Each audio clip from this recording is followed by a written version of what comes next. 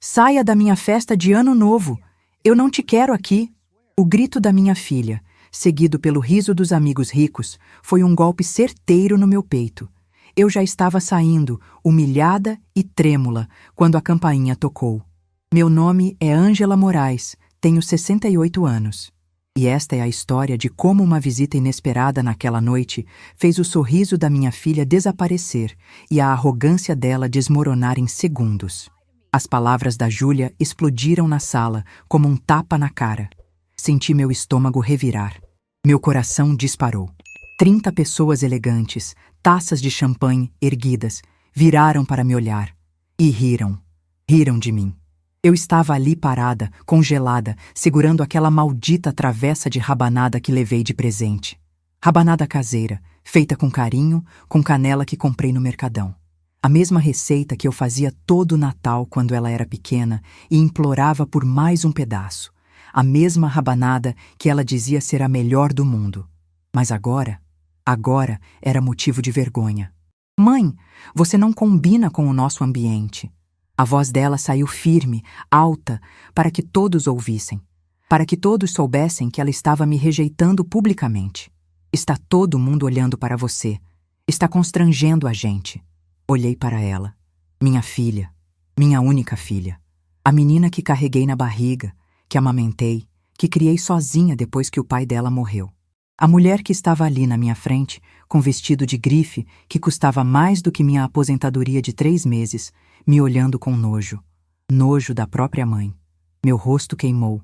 Senti aquele calor subindo do peito, tomando conta do pescoço, explodindo nas bochechas. Humilhação pura.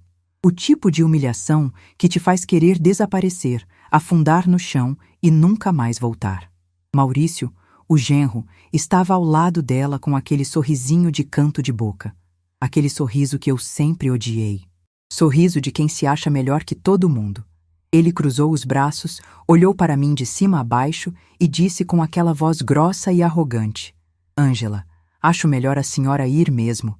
Isso aqui não é para todo mundo. Isso aqui não é para todo mundo. Como se eu fosse lixo. Como se eu não merecesse estar ali. Na festa da minha própria filha. Na virada do ano.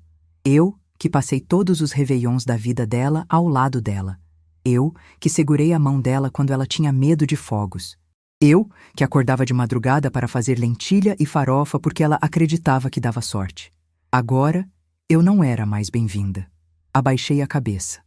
Coloquei a travessa na mesa da entrada, ao lado de uma torre de salgados finos que provavelmente custou R$1.000. Minha rabanada simples parecia patética ali. Dei meia volta e comecei a caminhar em direção à porta. Cada passo era uma tortura. Sentia os olhares cravados nas minhas costas. Ouvia as risadinhas abafadas.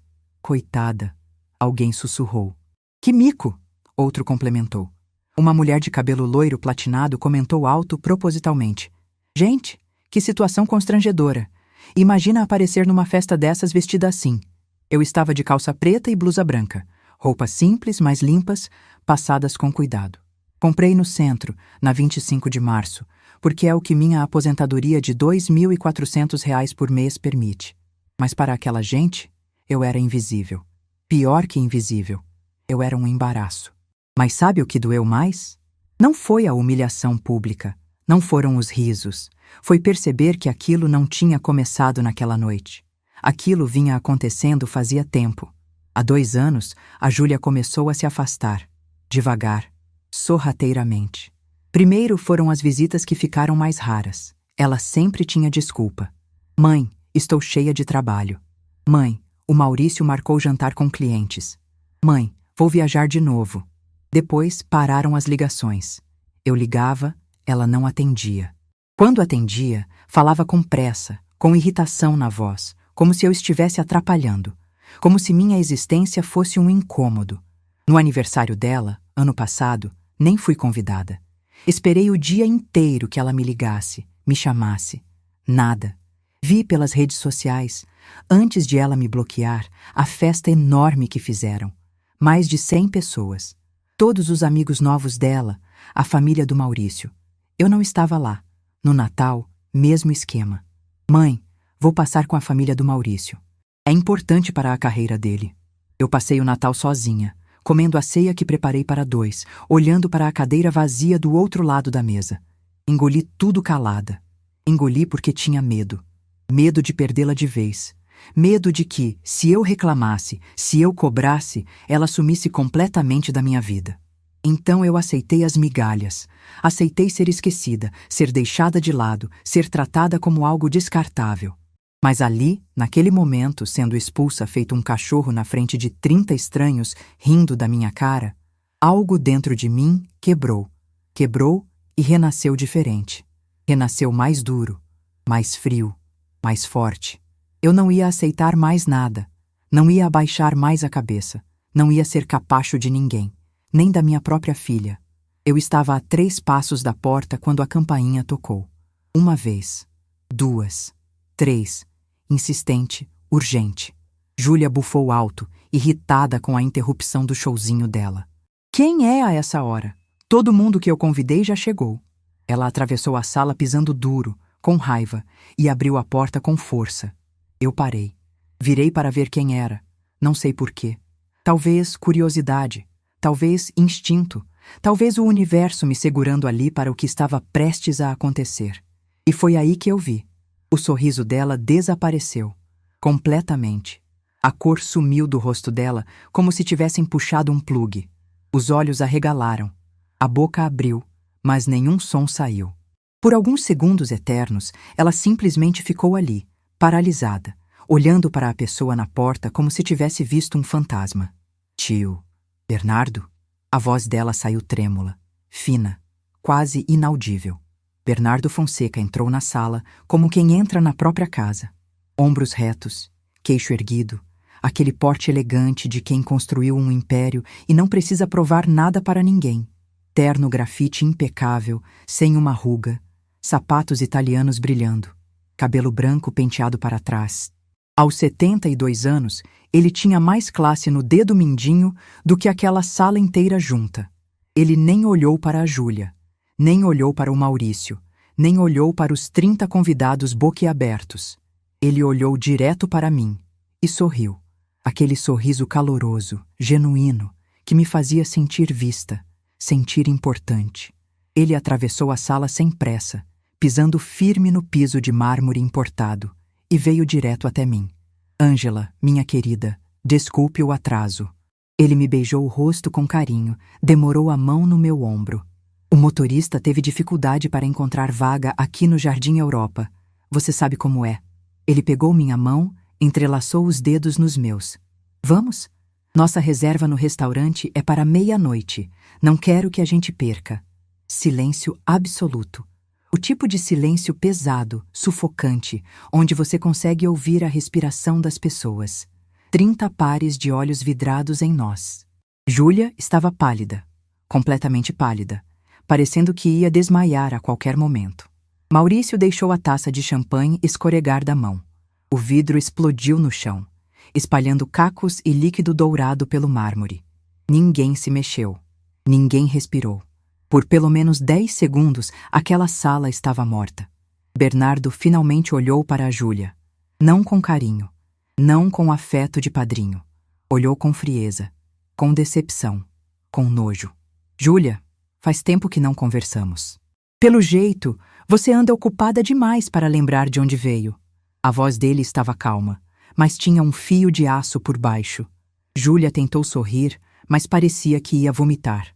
Tio, eu não sabia que o senhor... que vocês... Ela não conseguiu terminar a frase. As palavras morreram na garganta dela. Que eu e sua mãe estamos juntos? Pois estamos. Há alguns meses. E sabe o que mais? Ele apertou minha mão. Ela é a mulher mais digna, mais elegante, mais incrível que eu conheço. Coisa que, claramente, você esqueceu de ser. O impacto daquelas palavras foi físico. Júlia cambaleou. Maurício deu um passo à frente, tentando consertar o desastre, tentando salvar a situação. Senhor Fonseca, eu não sabia que... Bernardo levantou a mão, cortando ele no meio da frase. Você não sabia o quê, Maurício? Que eu considero a Ângela parte da minha família? Que o marido dela, o Renato, era meu irmão de coração? Que construímos negócios juntos durante 20 anos? Ou você não sabia que eu já te neguei investimento 3 vezes porque sei exatamente o tipo de homem que você é? A bomba caiu. Maurício ficou branco. Mais branco que a Júlia. Os convidados começaram a sussurrar. Alguns já tinham sacado os celulares, gravando tudo. Aquilo ia virar fofoca na alta sociedade paulistana antes da meia-noite. Eu estava em choque, processando tudo. Bernardo estava ali, por mim, defendendo minha honra, me tratando como dama, na frente da minha filha que tinha acabado de me humilhar. E de repente tudo fez sentido. Todo o afastamento da Júlia, toda a vergonha que ela sentia de mim. Ela achava que eu era pobre demais, simples demais, feia demais para o mundo dela. Mas Bernardo Fonseca, o homem mais rico daquela sala, o homem que o Maurício implorava por atenção havia anos, estava ali segurando minha mão, escolhendo estar comigo. Júlia tentou mais uma vez. Tio, por favor, deixa eu explicar. As lágrimas já estavam começando a descer, mas não eram lágrimas de arrependimento. Eram lágrimas de desespero, de pânico. Ela estava percebendo a merda que tinha feito. Bernardo balançou a cabeça devagar. Não precisa explicar nada, Júlia. Está tudo muito claro. Você expulsou sua mãe da sua festa, na frente de todo mundo. A mulher que te criou sozinha depois que seu pai morreu. A mulher que trabalhou feito louca para você estudar em escola particular, fazer faculdade, ter tudo que ela nunca teve. E você teve coragem de humilhá-la assim. Ele fez uma pausa. Olhou para os convidados, um por um. Depois, voltou para a Júlia. Mas sabe o que a Ângela tem, que você nunca vai ter? Classe de verdade. Dignidade que não se compra. Caráter que não se vende. Ele me olhou com aquele carinho que me derretia. Vamos, meu amor. Não vale a pena ficar aqui. Meu amor. Ele me chamou de meu amor na frente de todo mundo. Eu senti meu peito esquentar. Não de vergonha, de orgulho, de felicidade. Caminhei de cabeça erguida em direção à porta. Cada passo agora era uma vitória. Bernardo ao meu lado, mão dada com a minha. Os mesmos convidados que riram de mim minutos atrás agora estavam boquiabertos, mudos, chocados. A mulher do cabelo platinado parecia ter engolido um limão. Maurício estava petrificado. Antes de sairmos, Bernardo se virou uma última vez. Ah, Maurício, sobre aquele contrato que você mandou meu escritório analisar semana passada? Está negado. E pode ter certeza de que vou contar para todos os nossos contatos em comum o tipo de homem que você é. O tipo de homem que incentiva a esposa a humilhar a própria mãe para subir socialmente. Ele sorriu. Um sorriso gelado. Boas festas. A porta se fechou atrás de nós. O silêncio da sala foi substituído pelo som abafado de vozes começando a explodir lá dentro. Gritos, discussão, caos. Antes de eu contar o que aconteceu naquela noite e nos dias seguintes, me diz uma coisa. Você acha que eu fiz certo em sair daquela festa calada? Ou deveria ter explodido ali mesmo na frente de todo mundo? Deixe a sua opinião nos comentários. Quero saber o que vocês fariam no meu lugar. O restaurante era tudo que eu nunca imaginei pisar na vida. 23º andar de um hotel, 5 estrelas na Avenida Paulista. Teto de vidro mostrando o céu estrelado. Mesas com toalhas de linho branco. Talheres de prata. Taças de cristal. Cada detalhe gritava luxo, mas de um jeito elegante, discreto. Não era ostentação, era sofisticação. Bernardo tinha reservado a mesa na varanda, com vista para a cidade inteira. São Paulo se estendia diante dos meus olhos como um mar de luzes. Prédios iluminados, avenidas brilhando. De longe, dava para ver as pessoas se acumulando na Paulista para a virada. Milhares de pontinhos coloridos, todos esperando a meia-noite chegar. O garçom nos recebeu com reverência, puxou minha cadeira, colocou o guardanapo no meu colo. Bernardo pediu champanhe francesa, uma garrafa que custava mais que meu aluguel se eu ainda pagasse aluguel. Veuve Clicquot, safra especial. Ele disse casualmente, como quem pede um refrigerante. O jantar foi 10 pratos. 10. Começou com ostras frescas que vieram servidas em gelo com limão siciliano. Eu nunca tinha comido ostra na vida. Bernardo me ensinou como fazer. Sorriu quando fiz cara feia no primeiro gole. Riu quando eu disse que era esquisito, mas gostoso. Depois veio carpaccio de salmão com alcaparras e azeite trufado. risoto de fungo porcine, lagosta grelhada com manteiga de ervas, medalhão de mignon ao molho de vinho tinto com batatas gratinadas, cada prato uma obra de arte. Cada garfada um luxo que eu nunca tinha conhecido. Mas a comida não importava, o lugar não importava. O que importava era como Bernardo me olhava, como ele segurava minha mão por cima da mesa, como ele me contava histórias do tempo que passou com o Renato, meu marido, fazendo negócios, rindo, construindo sonhos, como ele dizia que o Renato era o homem mais decente que já conheceu e que eu era a única mulher que já viu fazer jus ao amor dele. Você é exatamente como o Renato me descrevia, Bernardo disse, apertando minha mão. Forte, trabalhadora, leal até a alma. Ele te amava de um jeito que fazia inveja. Meus olhos encheram de lágrimas. Boas lágrimas. Lágrimas de saudade, mas também de alívio. Porque alguém finalmente estava vendo quem eu era de verdade. Não a mãe constrangedora, não a velha pobre, a Ângela, a mulher, a pessoa. À meia-noite, os fogos explodiram lá embaixo. A cidade inteira se iluminou em dourado, prata, vermelho, verde. O barulho era abafado pela altura, mas o espetáculo visual era de tirar o fôlego. Bernardo se levantou, me puxou para ficar de pé ao lado dele e me beijou. Um beijo longo, gostoso, cheio de promessa. Esse é o primeiro de muitos anos novos juntos. Ele sussurrou no meu ouvido. Eu chorei. Chorei ali, abraçada com ele, vendo São Paulo explodir em luzes, sentindo que finalmente, depois de tantos anos sozinha, eu tinha encontrado alguém que me via, que me valorizava, que me queria. Voltamos para minha casa de madrugada. Meu apartamento simples, 2 quartos, no Butantã, perto da USP. Nada chique. Mobília velha, sofá gasto, cortina desbotada. Mas era meu, quitado, suado, conquistado com 40 anos de trabalho como auxiliar administrativa. Bernardo entrou, olhou em volta e disse: "Essa casa tem alma, tem história, tem você." Ele me beijou de novo na porta, se despediu dizendo que voltaria no dia seguinte para me buscar para o almoço. Fechei a porta, encostei nela e finalmente deixei tudo sair. Chorei tudo que tinha segurado, a humilhação, a dor, a raiva, mas também a felicidade, o alívio, a sensação de ter sido resgatada no último segundo. Nos dias seguintes, tentei voltar para a rotina, acordar, fazer café, assistir ao jornal. Mas minha cabeça não parava. Ficava voltando naquela cena. A Júlia gritando comigo, o Maurício rindo, as pessoas debochando e o Bernardo entrando, me salvando, me defendendo. Eu queria acreditar que aquilo era o fim, que a Júlia tinha aprendido a lição, que nunca mais ia me procurar.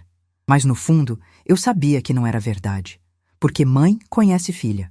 E eu conhecia a Júlia melhor do que ninguém. Ela era orgulhosa, ambiciosa, mas também era desesperada por aprovação. E agora, sem o Bernardo, sem os contatos do Maurício, ela estava afundando. Era só questão de tempo até ela aparecer. E apareceu. 3 dias depois do Réveillon.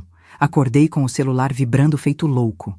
17 ligações perdidas, todas da Júlia, mensagens quilométricas no WhatsApp. "Mãe, me desculpa." "Mãe, eu errei." "Mãe, por favor, atende." "Mãe, preciso falar com você." "Mãe, estou desesperada." Li todas, uma por uma. Cada mensagem era mais patética que a anterior. Ela não estava pedindo desculpas por ter me humilhado. Ela estava pedindo desculpas porque tinha dado merda para ela. Porque o Maurício estava em pânico. Porque os contatos dele no meio empresarial tinham dado um gelo depois que o Bernardo espalhou o que tinha acontecido. Porque o casamento dela estava desmoronando. Ela precisava de mim. Não porque me amava, mas porque eu era útil de novo. Porque eu conhecia o Bernardo. Porque eu podia consertar a situação. Não respondi. Bloqueei o número dela. Do mesmo jeito que ela tinha me bloqueado das redes sociais meses atrás. Do mesmo jeito que ela tinha bloqueado minha vida dela. Agora era minha vez. Bernardo me ligou no meio da tarde. A Júlia foi no meu escritório hoje. A segurança não deixou ela subir. Ela ficou na recepção gritando, fazendo escândalo, dizendo que precisava falar comigo. Tiveram que chamar a polícia para tirar ela de lá. Ele fez uma pausa. Você está bem? Eu respirei fundo. Estou. E não vou atender ela. Não vou ceder. Bom, Bernardo disse, com aquela firmeza que eu amava. Porque você não merece essa dor. Ela fez a escolha dela. Agora tem que viver com as consequências. As semanas seguintes foram as melhores da minha vida. Bernardo me levou para jantar em lugares incríveis. Teatro Municipal para assistir ópera. Museu de Arte de São Paulo para ver exposições que eu só conhecia de foto. Passeios de barco em Ilhabela. Fim de semana em Campos do Jordão. Ele me apresentou aos amigos dele, gente importante, empresários, advogados, médicos. E sabe como eles me trataram? Com respeito, com interesse genuíno. Perguntavam sobre minha vida, meu trabalho, minhas histórias. Me ouviam, me viam. Pela primeira vez em anos, eu não era só a mãe de alguém. Eu era a Ângela. E bastava. Comprei roupas novas.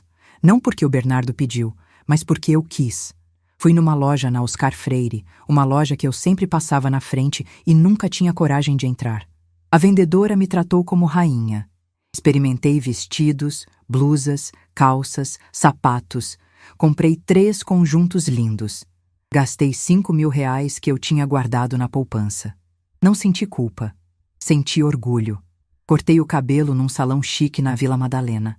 A cabeleireira sugeriu um corte moderno, camadas, luzes sutis. Eu saí de lá me sentindo outra pessoa.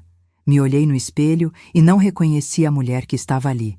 Mas gostei muito. Bernardo ficou sem palavras quando me viu. Ângela, você está deslumbrante. Ele me levou para jantar naquela noite num restaurante na beira do Rio Pinheiros. A gente conversou por horas. Ele me contou que estava se sentindo vivo de novo depois de anos vivendo no automático. Que eu tinha trazido luz para a vida dele. Que queria me pedir oficialmente em namoro. Que queria que a gente construísse algo sério, real, duradouro. Eu disse sim. Claro que disse sim.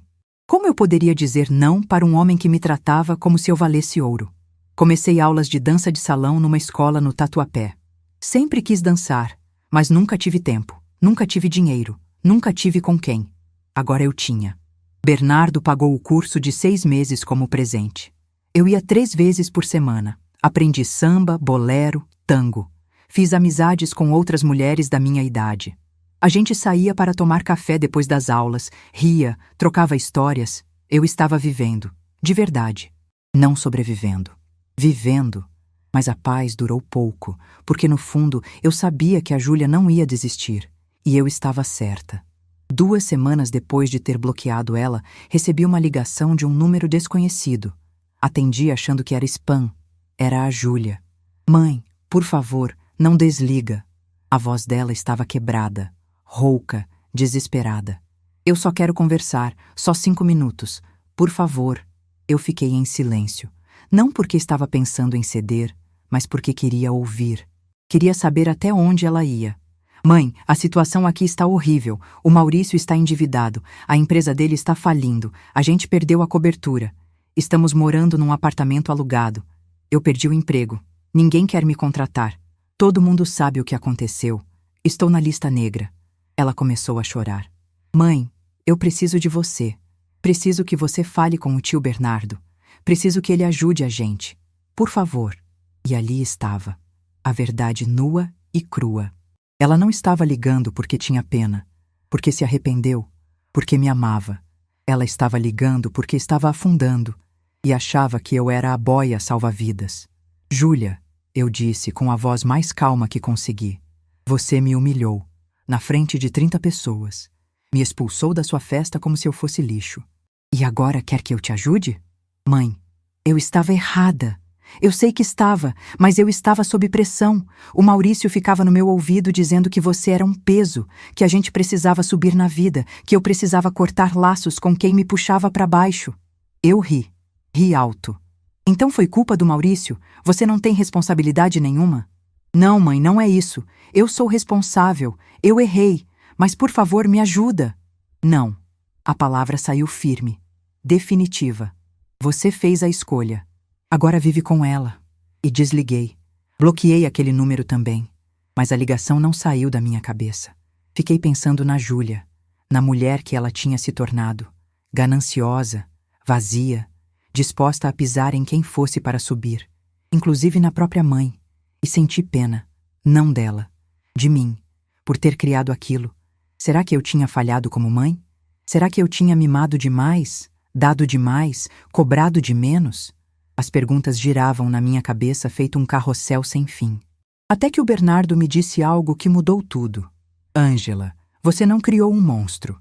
Você criou uma mulher adulta que fez escolhas adultas. Ela escolheu o caminho dela. E agora precisa arcar com as consequências. Você não tem culpa nisso. Ele estava certo. Eu sabia que ele estava certo. Mas ainda doía. Porque por mais que a Júlia tivesse me machucado, ela ainda era minha filha. E mãe não desliga isso. Não importa o quanto doa. Mas eu também não ia me sacrificar mais. Não ia aceitar migalhas. Não ia ser capacho. Eu tinha aprendido, finalmente, que amor próprio vem antes de amor de mãe. E que dignidade não se negocia, nem por sangue. Foi numa tarde de sábado, 3 semanas depois do Réveillon, que minha vida virou de vez. Eu estava tomando café na varanda do meu apartamento, lendo um livro que o Bernardo tinha me dado, quando o telefone tocou. Número desconhecido de novo. Pensei em não atender, mas atendi. Não era a Júlia. Era uma mulher. Voz séria, formal. Dona Ângela Moraes? Sim, sou eu.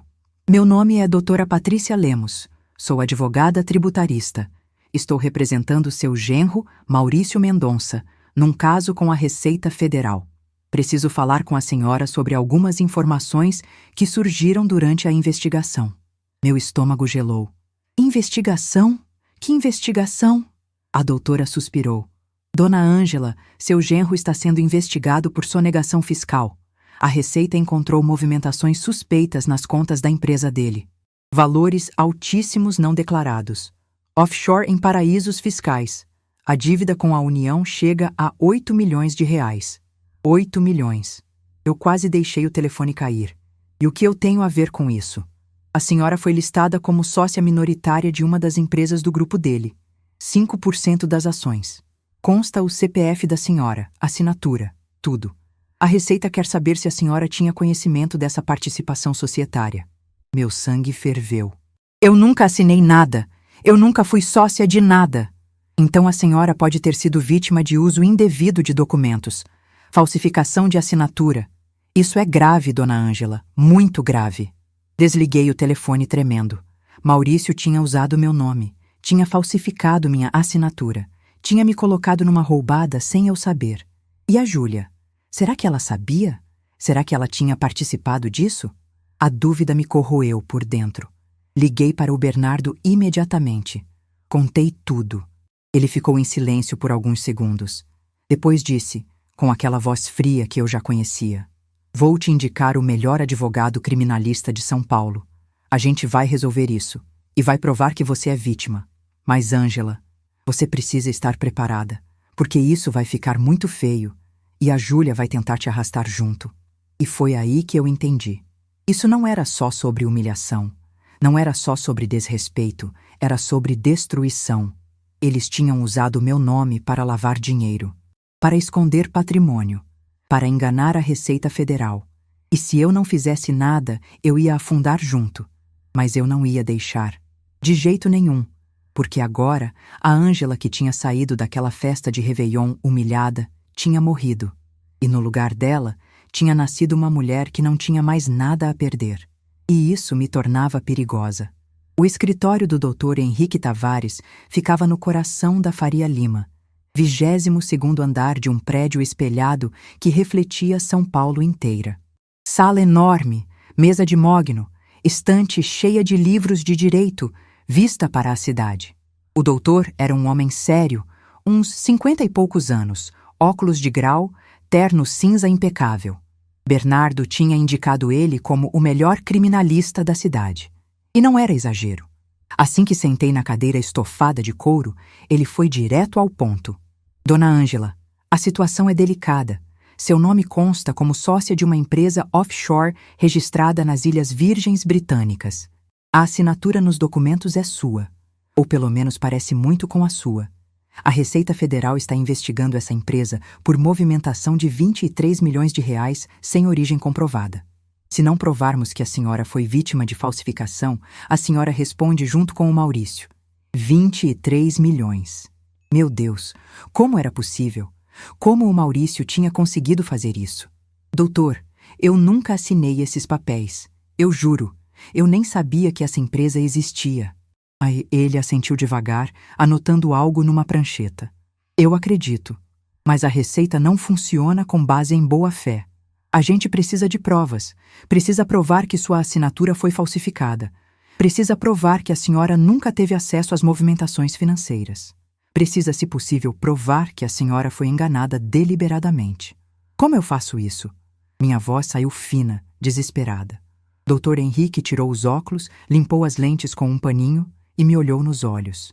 A senhora vai precisar investigar. Vai precisar juntar documentos, gravar conversas, conseguir provas de que o Maurício agiu pelas costas. E vai precisar fazer isso rápido, porque a receita está apertando. Em 2 meses, eles vão decidir se indiciam a senhora ou não. Senti o chão sumir debaixo de mim.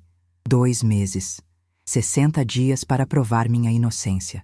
60 dias para não virar criminosa por causa de um genro que eu sempre soube que não prestava. Bernardo segurou minha mão. Eu vou te ajudar. A gente vai contratar um investigador particular. Vai revirar a vida do Maurício. Vai achar tudo que ele escondeu. Dr. Henrique concordou. É a melhor estratégia. E, Dona Ângela, a senhora vai precisar se aproximar da sua filha. Vai precisar fazer ela falar. Porque se a Júlia souber de alguma coisa, ela é nossa testemunha-chave. Aproximar da Júlia. A ideia me deu náusea. Mas o doutor estava certo. Se eu quisesse provar que fui usada, precisava de alguém de dentro. E Júlia era a única opção. Nos dias seguintes, comecei a investigação. Contratamos um investigador particular, o Samuel, um ex-policial federal que trabalhava com casos de fraude. Ele era eficiente, discreto, implacável. Começou puxando tudo sobre o Maurício: empresas registradas, movimentações bancárias, imóveis, veículos. Em 1 semana, ele trouxe um dossiê de 200 páginas. Sentei na mesa da minha cozinha com o Bernardo e o Samuel e comecei a ler. Cada página era uma bomba. Maurício tinha 6 empresas registradas. 3 em nome dele, 2 em nome de Laranjas e 1 em meu nome. A Offshore, a empresa fantasma que movimentava milhões sem pagar 1 centavo de imposto. As movimentações começaram 3 anos atrás. Transferências vindas de contas da China, Panamá, Suíça. Dinheiro entrando, dinheiro saindo. Sempre em valores quebrados para não levantar suspeita. 347 mil aqui. 582 mil ali. No total, 23 milhões de reais lavados. Como ele conseguiu minha assinatura? Perguntei ao Samuel. Ele abriu outra pasta, tirou um documento. Provavelmente copiou de algum lugar. Procuração, contrato, documento antigo. Ele pegou sua assinatura verdadeira e reproduziu. É fácil de fazer quando a pessoa tem acesso aos seus documentos. Meu estômago revirou. Lembrei que há 4 anos, quando a Júlia casou, o Maurício pediu para eu assinar uns papéis de presente de casamento. Ele disse que era uma procuração para eles retirarem algo que eu tinha comprado. Eu assinei sem ler. Burra. Burra e inocente. Ele tinha usado aquilo. Tinha copiado minha assinatura. Tinha me transformado em laranja sem eu saber. E a Júlia? Ela sabia? Samuel fez uma cara de dúvida. Difícil dizer. Mas ela trabalha com gestão financeira. É gerente comercial. Improvável que ela não soubesse das movimentações do marido. Então, ela sabia.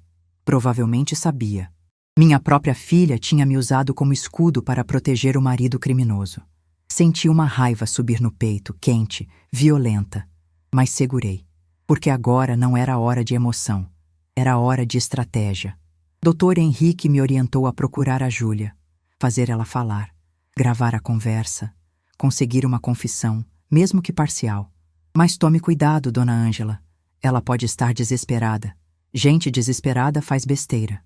Liguei para a Júlia no dia seguinte. Ela atendeu no primeiro toque. Mãe! Mãe! Graças a Deus! Eu achei que você nunca mais ia falar comigo. A voz dela estava histérica, chorosa. Júlia, a gente precisa conversar. Pessoalmente. Sim, claro. Quando? Onde? Amanhã, 3 da tarde, naquele café perto da Faria Lima, onde a gente costumava ir. Eu vou. Pode deixar, eu vou. Ela desligou antes mesmo de eu responder. Desliguei o telefone e respirei fundo. Amanhã começava a caçada. Cheguei no café 15 minutos adiantada. Escolhi uma mesa no canto, longe de todo mundo. Coloquei o celular no bolso da calça, gravador ligado. Samuel tinha me dado um gravador profissional, minúsculo, que ficava escondido. Tudo que a Júlia dissesse ia ser registrado. A porta abriu. Júlia entrou apressada, olhos vermelhos, cabelo preso de qualquer jeito, roupa amarrotada. Ela não parecia a mulher poderosa e arrogante do Réveillon. Parecia um fantasma. Ela me viu, correu até a mesa, tentou me abraçar.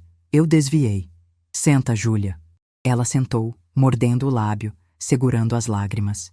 Mãe, eu sinto muito de verdade. Eu errei. Errei feio. Eu não devia ter te tratado daquele jeito.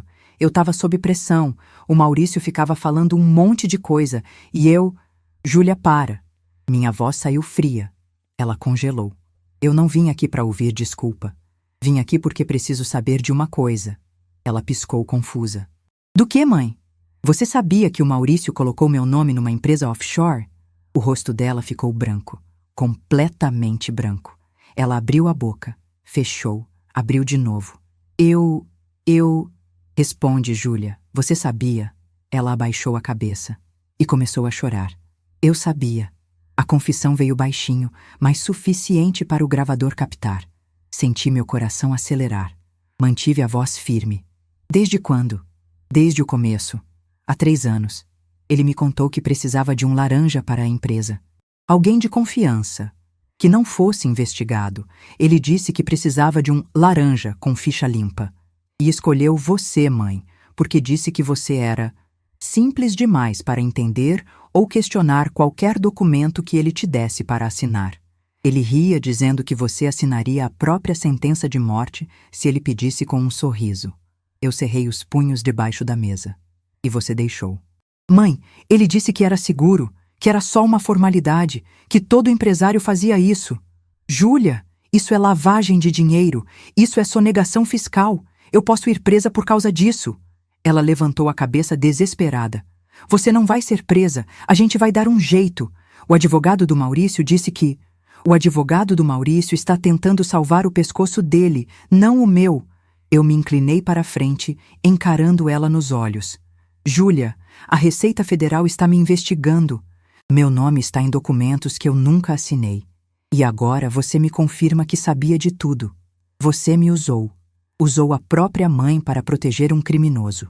As lágrimas dela caíam sem parar. Mãe, eu não queria. Eu juro que não queria. Mas o Maurício disse que se eu não ajudasse, a empresa ia falir. A gente ia perder tudo. Eu estava com medo. Medo? Minha voz subiu, perigosa. Você estava com medo de perder a cobertura, o carro importado, a vida de madame? E não teve medo de destruir a mãe? Júlia soluçou alto. As pessoas no café começaram a olhar. Eu não me importei. Júlia, você vai fazer uma coisa por mim. Você vai escrever tudo o que sabe. Vai confessar que o Maurício falsificou minha assinatura. Vai dizer que eu nunca soube de nada. Vai depor a meu favor. Ela balançou a cabeça desesperada. Mãe, eu não posso. Se eu fizer isso, o Maurício vai preso. A gente vai perder tudo. Vocês já perderam tudo, Júlia. Abre o olho. A empresa faliu. A cobertura foi pro banco. Você perdeu o emprego. Não tem mais nada para perder. Ela enterrou o rosto nas mãos, chorando feito criança. E pela primeira vez senti pena. Não pena dela. Pena da mulher que ela poderia ter sido e nunca foi. Levantei da cadeira. Você tem 2 dias para decidir. Ou você me ajuda a provar minha inocência, ou eu te processo por cumplicidade. E aí, a gente vai afundar juntas. Saí do café sem olhar para trás. No carro, tirei o gravador do bolso e entreguei para o Samuel que estava esperando. Conseguiu? Ele apertou play. A voz da Júlia ecoou clara. Eu sabia, desde o começo. Samuel sorriu. Isso aqui vale ouro. Com essa gravação, a gente prova que a senhora foi vítima. A Receita vai tirar seu nome da investigação. Eu encostei a cabeça no banco, fechei os olhos e finalmente deixei as lágrimas saírem. Não de tristeza, de alívio. Eu tinha a confissão, tinha a prova. Agora era só questão de tempo. Nos dias seguintes, Samuel continuou investigando. Descobriu que Maurício tinha mais 3 offshores em paraísos fiscais. Descobriu contas secretas no Panamá com 2 milhões de dólares escondidos.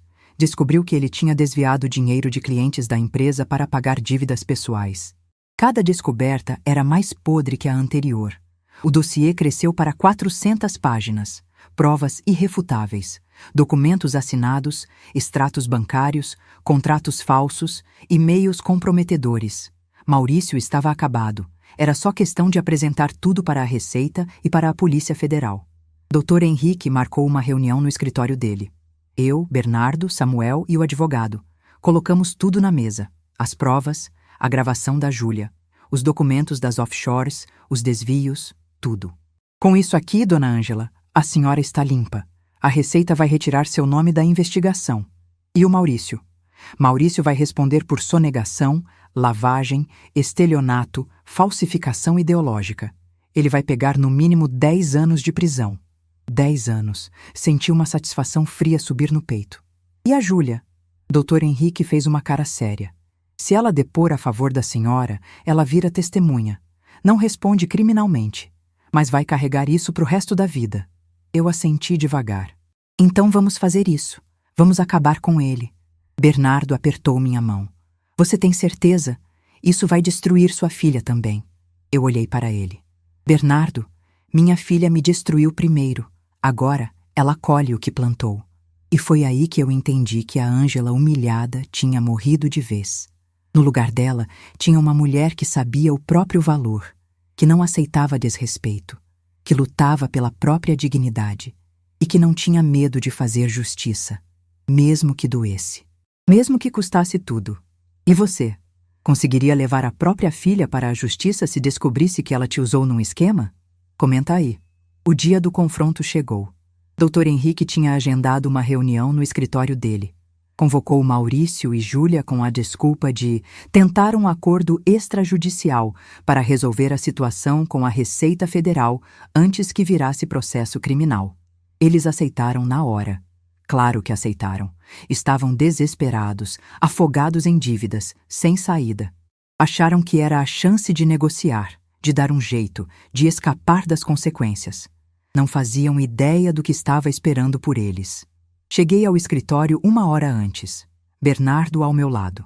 Samuel trouxe todas as provas organizadas em pastas separadas. 4 pastas grossas, etiquetadas. Offshore e lavagem, desvio de clientes, falsificação de documentos, sonegação fiscal. Cada uma tinha dezenas de páginas, documentos originais, extratos, prints de e-mail, fotos, gravações. Doutor. Henrique montou tudo na mesa de reuniões. Parecia um tribunal. E era exatamente isso. Um tribunal onde eu era a juíza. Sentei na cabeceira. Bernardo do meu lado direito. Dr. Henrique do lado esquerdo. Samuel ficou de pé no canto, braços cruzados, postura de segurança. A sala estava silenciosa. O ar, pesado. Eu podia sentir meu coração batendo forte, mas não era medo. Era adrenalina. Era justiça prestes a ser feita. 15 para as 3, a secretária avisou pelo interfone. Doutor, o senhor. Maurício e a senhora Júlia chegaram. Pode mandar subir. Dr. Henrique olhou para mim. Dona Ângela, última chance de desistir. Se a gente fizer isso, não tem volta. Eu respirei fundo. Eu não vou desistir. Quero que eles paguem. Ele assentiu. Alguns minutos depois, a porta se abriu. Júlia entrou primeiro. Olhos inchados, sem maquiagem, roupa simples. Ela me viu e congelou. Maurício entrou logo atrás. Terno amarrotado, barba por fazer, cara de quem não dormia havia dias. Ele viu o Bernardo e empalideceu. Viu as pastas na mesa e engoliu seco. Sentem, Dr. Henrique disse, apontando para as 2 cadeiras vazias do outro lado da mesa. Eles sentaram devagar, tensos, olhando de um para o outro como animais encurralados. Obrigado por virem, Dr. Henrique começou, com aquela voz profissional e fria. Eu os chamei aqui porque precisamos resolver uma situação grave envolvendo a dona Ângela Moraes. Maurício pigarreou. Doutor, eu sei que as coisas estão complicadas, mas eu garanto que vamos dar um jeito de... Você vai ficar quieto e me ouvir. A voz do Dr. Henrique cortou ele no meio. Maurício fechou a boca. Júlia estava tremendo. Dona Ângela foi listada como sócia de uma empresa offshore que movimentou 23 milhões de reais sem declaração. A Receita Federal está investigando. Ela pode ser indiciada por lavagem de dinheiro e sonegação fiscal. Júlia soltou um gemido baixo. Maurício olhou para o chão. Mas aqui está o detalhe interessante. Dr. Henrique continuou, pegando a primeira pasta. Dona Ângela nunca assinou esses documentos. A assinatura dela foi falsificada, e nós temos provas disso. Ele abriu a pasta, tirou um laudo pericial. Contratamos um perito grafotécnico. Ele comparou a assinatura dos documentos da offshore com assinaturas verdadeiras da Dona Ângela. Conclusão: falsificação grosseira. Ele jogou o laudo na mesa, na frente do Maurício. Você falsificou a assinatura dela, Maurício. Usou a sogra como laranja e achou que ia se safar. Maurício levantou as mãos defensivo. Eu posso explicar, Não pode não. Eu falei pela primeira vez. Minha voz saiu calma, gelada. Ele olhou para mim, surpreso. Ângela, Você me usou. Pegou minha assinatura sem eu saber, colocou meu nome numa empresa falsa, lavou milhões pelas minhas costas. E achou que eu nunca ia descobrir. Júlia começou a chorar baixinho. Mãe, eu sinto muito, eu juro que... Júlia. Eu virei para ela. Ela tremeu. Você sabia. Desde o começo. Você me confessou. Está gravado. Ela ficou branca. Mãe, você me gravou? Gravei. E entreguei para a Polícia Federal. O choro dela ficou mais alto. Maurício olhou para ela furioso. Você falou? Você contou para ela? Ela me enganou. Eu não sabia que ela estava gravando. Claro que você não sabia, eu disse. Do mesmo jeito que eu não sabia que vocês estavam me usando. Doutor. Henrique pegou a segunda pasta. Offshore nas Ilhas Virgens, offshore no Panamá, offshore nas Ilhas Cayman, 3 empresas fantasmas, todas movimentando dinheiro sem pagar imposto. Total de 31 milhões de reais desviados. Ele jogou os extratos na mesa. Maurício estava suando. Além disso, Samuel falou do canto com voz grave. Você desviou 2.400.000 reais de 5 clientes da sua empresa. Prometeu investimento em importação, pegou o dinheiro e sumiu. Eles já registraram boletim de ocorrência. Maurício ficou de pé, alterado. Isso é mentira. Eu não desviei nada. Senta. Bernardo falou pela primeira vez. A voz dele tinha uma autoridade que fez Maurício obedecer na hora. Ele sentou, tremendo. Bernardo se inclinou para a frente, olhos fixos no Maurício. Você é um verme, um criminoso barato que achou que podia enganar todo mundo. Usou a sogra, manipulou a esposa, roubou os clientes. E ainda teve a cara de pau de me procurar pedindo investimento. Ele sorriu, mas era um sorriso sem humor. Eu te investiguei. Desde a primeira vez que você apareceu no meu escritório. Eu sabia que você era podre. Por isso nunca te dei um centavo. Maurício estava destruído. Júlia chorava sem parar. E agora? Dr. Henrique continuou. Vocês têm 2 opções. Opção 1. Maurício assina uma confissão completa, admitindo que falsificou a assinatura da Dona Ângela, que ela nunca teve conhecimento das offshores e que ela foi vítima. Júlia assina um depoimento confirmando isso. Nós entregamos tudo para a Receita e para a Polícia Federal. Dona Ângela fica limpa. E vocês respondem pelos crimes. Maurício balançou a cabeça, desesperado. Não, eu vou preso. Vou perder tudo. Você já perdeu tudo, eu disse. A empresa faliu. A cobertura foi para o banco. As contas estão bloqueadas. Não tem mais nada. Opção 2, Dr. Henrique continuou. Vocês recusam. Nós vamos para a justiça. Processo longo, caro, desgastante. No final, vocês vão ser condenados do mesmo jeito. Mas aí, Júlia também responde como cúmplice, porque ela sabia de tudo e não denunciou. Júlia levantou a cabeça, apavorada. Não, mãe, por favor, não deixa isso acontecer. Eu sou sua filha. Você é minha filha. Eu repeti, devagar. A filha que me expulsou de casa na frente de 30 pessoas. A filha que teve vergonha de mim. A filha que me usou para proteger um criminoso. Então agora, Júlia, você vai escolher. Ou você me ajuda a provar minha inocência, ou você afunda junto com ele.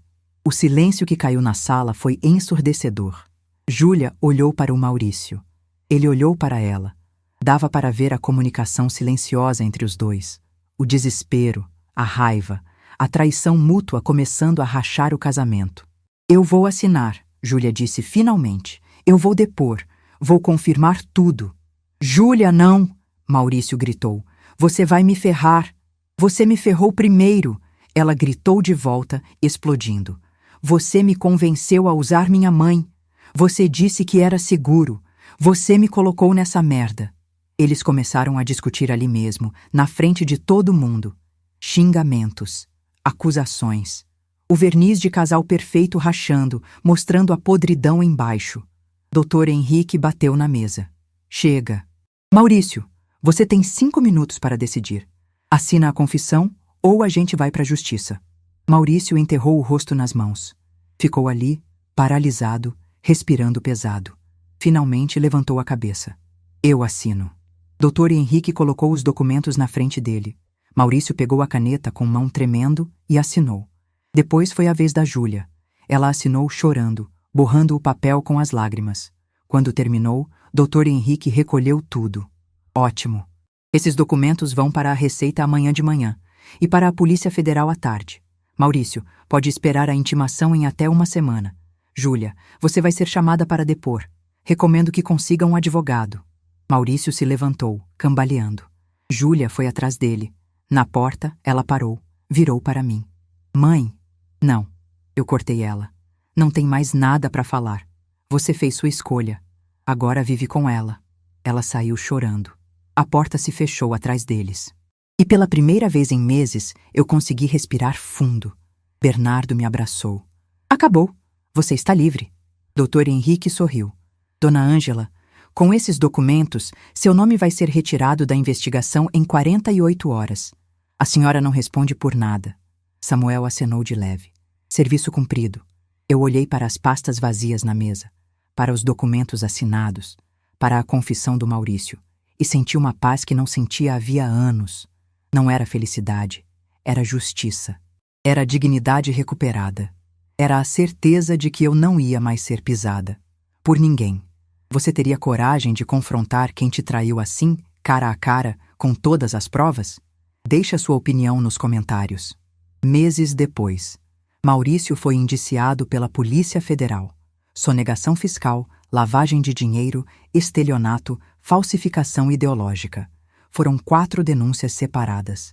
A Receita Federal calculou a dívida total dele em 11.700.000 reais, incluindo multas e juros. Ele não tinha como pagar. Todos os bens dele foram bloqueados. A cobertura no Jardim Europa, que valia 3,5 milhões, foi leiloada por 1.800.000. Nem chegou perto de cobrir a dívida. O carro importado, uma BMW 0 km, que custou 420.000, foi apreendido.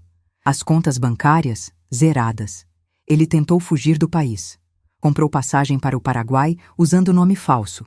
Foi pego na rodoviária de Foz do Iguaçu pela Polícia Federal. Voltou algemado. As fotos dele sendo preso estamparam os jornais. Empresário paulistano preso por lavagem de milhões. Eu vi a notícia na televisão e não senti nada. Nem pena, nem satisfação. Apenas indiferença. Ele tinha cavado a própria cova. O processo foi uma avalanche. Com as provas que entregamos e a confissão que arrancamos, os advogados dele não tiveram manobra. Não demorou para que a justiça fosse feita. Maurício foi condenado a 12 anos em regime fechado. Dr. Henrique me acompanhou. Júlia foi chamada para depor como testemunha. Ela confirmou tudo. Disse que o Maurício tinha falsificado minha assinatura, que eu nunca soube das offshores, que ele tinha me usado como laranja. O promotor apresentou o laudo pericial, os extratos bancários, os e-mails, as gravações. Tudo. Maurício tentou se defender, mas estava claro que não tinha saída. O juiz o condenou a 12 anos de prisão em regime fechado, mais a devolução dos valores desviados que ele não tinha. Saí do tribunal com a cabeça erguida. Finalmente, meu nome estava limpo. A Receita Federal tinha arquivado a investigação contra mim. Publiquei uma nota oficial confirmando que eu tinha sido vítima de falsificação, que nunca participei de nenhum esquema, que minha ficha estava limpa. E estava completamente limpa. Júlia perdeu tudo. O emprego tinha ido embora meses atrás. Ninguém no mercado corporativo quis contratá-la depois do escândalo. Ela tentou abrir um negócio próprio, uma consultoria de vendas, mas não conseguiu clientes. Todo mundo sabia do caso. Todo mundo a evitava. Ela teve que sair do apartamento alugado porque não conseguia pagar. Foi morar num quarto alugado na Zona Leste, num bairro simples, longe de tudo. O casamento com Maurício acabou oficialmente. Ela entrou com divórcio 2 meses depois da condenação. Disse que não aguentava mais carregar o sobrenome Mendonça. Voltou a usar o Moraes, meu sobrenome. A ironia era cruel. Ela tinha passado anos tentando se afastar de mim, envergonhada das origens. Agora estava de volta ao começo, sozinha, pobre, sem nada. Ela tentou me procurar algumas vezes, mandou mensagens pedindo perdão, pedindo ajuda, pedindo uma chance. Eu li todas, não respondi nenhuma. Bernardo me perguntou se eu não queria pelo menos conversar com ela. Ela é sua filha, Ângela, e está sofrendo. Eu olhei para ele. Ela me fez sofrer primeiro. Me humilhou, me usou. Quase me colocou na cadeia. Agora ela colhe o que plantou. Ele não insistiu. Sabia que minha decisão estava tomada. E respeitou. Porque Bernardo sempre me respeitou. Sempre me viu como mulher, como pessoa, como igual, nunca como capacho, nunca como descartável. Quanto a mim, estou vivendo o melhor momento da minha vida. Bernardo me pediu em casamento alguns meses depois do julgamento. Foi num jantar romântico em Campos do Jordão, num restaurante à beira de uma lareira. Ele se ajoelhou, abriu a caixinha com um anel de diamante e disse: Ângela Moraes, você quer se casar comigo? Eu chorei. Chorei feito criança. E disse sim. Nós casamos em cerimônia íntima, só os filhos dele, os amigos mais próximos, e o doutor Henrique, que virou amigo pessoal depois de tudo. Foi numa capela pequena em Tiradentes, Minas Gerais. Vestido branco simples, buquê de lírios, votos escritos por nós mesmos. Quando o padre disse, pode beijar a noiva, Bernardo me beijou como se fosse a primeira e a última vez. E eu soube que tinha escolhido certo, que ele era o homem que eu merecia, o homem que me via, me valorizava, me amava. Viajamos para a Europa em lua de mel. Paris, Roma, Barcelona, Lisboa. Lugares que eu só conhecia de revista. Andamos de mãos dadas pelas ruas de pedra. Jantamos em restaurantes com estrelas Michelin. Visitamos museus, igrejas, castelos. Tiramos 1000 fotos. Eu postei algumas nas redes sociais. Não para esfregar na cara de ninguém, mas porque estava feliz, genuinamente feliz. E queria registrar isso. Júlia viu. Eu sei que viu porque ela curtiu algumas fotos. Não comentou. Apenas curtiu. Como quem diz, eu estou vendo. Eu sei que você está bem. E eu me arrependo. Mas curtida não conserta a humilhação. Curtida não apaga a falsificação. Curtida não devolve dignidade roubada. Voltamos para São Paulo. Bernardo sugeriu que eu me mudasse para a casa dele, uma mansão em Pinheiros com jardim enorme, piscina, 5 quartos. Eu aceitei, mas pedi para manter meu apartamento. É meu. Conquistei sozinha. Quero que continue sendo meu. Ele concordou na hora. Alugamos o apartamento para um jovem casal. A renda complementa minha aposentadoria. Agora eu ganho 2.400 do INSS, mais 2.000 do aluguel. 4.400 por mês. Não é fortuna, mas é dignidade. É independência. É saber que, se tudo der errado, eu tenho onde cair. Tenho meu chão, meu teto, minha identidade. Comecei a trabalhar como voluntária num abrigo para mulheres vítimas de violência doméstica. Dou palestras contando minha história. Falo sobre dignidade, sobre não aceitar migalhas, sobre não se deixar usar, sobre se reerguer mesmo quando tudo parece perdido. As mulheres me ouvem com lágrimas nos olhos, me abraçam, me agradecem, dizem que eu sou inspiração. E eu me sinto útil, me sinto inteira. Me sinto mulher de novo. Não só mãe, não só esposa. Mulher, Ângela, eu mesma. Bernardo me apoia em tudo. Vai comigo nas palestras, ajuda financeiramente o abrigo. Virou patrono de várias instituições que apoiam mulheres em situação de vulnerabilidade. Ele diz que o Renato, meu falecido marido, ficaria orgulhoso de ver a mulher que eu me tornei. E eu acredito nisso, porque o Renato sempre me viu como forte, como guerreira, como digna, mesmo quando eu não me via assim. Júlia me mandou uma carta há 2 meses, manuscrita, 10 páginas, pedindo perdão, contando que estava fazendo terapia, que entendia agora o tamanho do erro que tinha cometido, que sabia que não merecia perdão, mas que precisava tentar, que me amava, que sempre me amou, mas que tinha se perdido no caminho, que tinha escolhido errado e que agora estava pagando o preço. Li a carta 3 vezes, chorei na primeira, senti raiva na segunda, senti pena na terceira, mas não respondi. Porque perdoar não significa voltar. Perdoar não significa aceitar de volta quem te destruiu. Eu posso perdoá-la um dia, talvez, mas nunca vou esquecer, nunca vou confiar, nunca vou abrir minha vida para ela de novo, porque aprendi, do jeito mais doloroso possível, que sangue não define família. Respeito define, amor define, dignidade define. E ela perdeu o direito de me chamar de mãe no dia que me expulsou de casa na frente de 30 pessoas rindo. Às vezes encontro ela de longe. No supermercado, na rua. Uma vez, vi ela entrando no metrô carregando sacolas pesadas. Ela me viu. Nossos olhos se cruzaram. Ela abriu a boca, como se fosse falar alguma coisa. Eu virei o rosto e segui em frente. Não por maldade, mas por proteção. Proteção de mim mesma. Proteção da paz que construí tijolo por tijolo depois que tudo desmoronou. Hoje, aos 69 anos, acordo todo dia me sentindo valorizada, amada, respeitada. Tomo café da manhã na varanda com Bernardo. Ele lê o jornal. Eu leio meus livros. A gente conversa sobre tudo. Política, economia, família dele, amigos, planos de viagem, vida, casamento de verdade, parceria de verdade. Amor de verdade. E eu aprendi que nunca é tarde para recomeçar. Nunca é tarde para escolher a própria dignidade. Nunca é tarde para dizer não, para se impor, para lutar pelo que é seu, pelo que você merece, pela vida que você quer viver.